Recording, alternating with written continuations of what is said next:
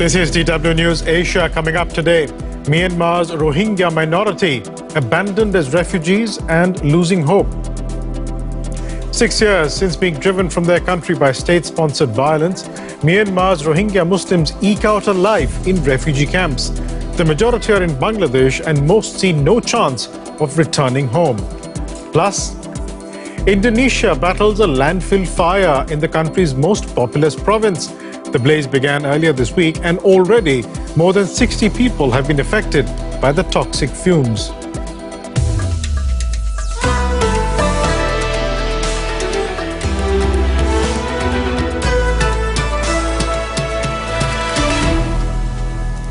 I'm Biresh Banerjee. Welcome to DW News Asia. Glad you could join us. The UN has called for Myanmar's junta chief Min Aung Hlaing to be brought to justice 6 years since a violent campaign against the country's minority Rohingya community. Up to 1 million Rohingya Muslims fled Myanmar after the army launched a brutal campaign against them, described as genocidal by the United Nations. Most of the Rohingya ended up in neighboring Bangladesh, where they have lived in overcrowded camps and amid fading hopes of ever going back to their country. There are few worse places to bring up a family. Living in cramped, unsanitary conditions in one of the world's largest refugee camps. But Asma does what she can to look after her 4 children. I have a small kid now. I'm worried about how I can take care of it. I'm always gripped by such tensions. Here we have problems with food and living. I dream of going back to my own homeland, Myanmar.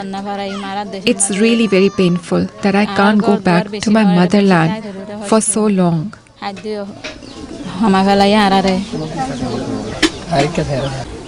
Around 1 million Rohingya Muslims live in the sprawling Cox's Bazar camp. Most of them after fleeing a military crackdown in Myanmar in 2017, their Buddhist majority homeland.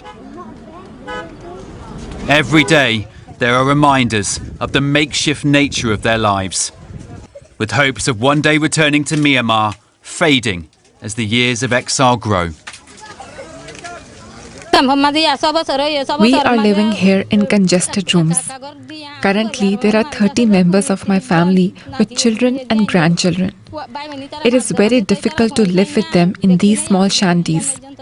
There's no water, and when there's a storm and it rains, I'm afraid that the houses will collapse. The Myanmar authorities have arranged camps for us there, but we don't want to settle in our motherland in camps. Give us our rights, settle us at our original places, and give back our cows and goats.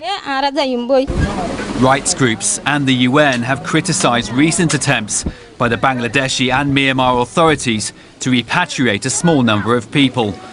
And frustration at the lack of progress is growing. They are being prevented from going home. They cannot go back to the country where they were born, and no one has incentivized them or implemented measures to allow the Rohingya to return to their own country. The future for them is dark. In this situation, they are getting involved in various activities that are harmful to our society and to our state.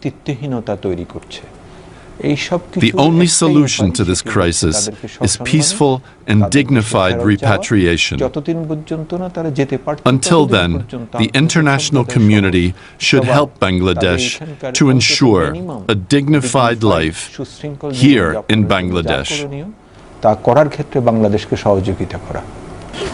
But there is no visible sign that life is about to change here, and no realistic prospect either that these Rohingya refugees will be leaving anytime soon.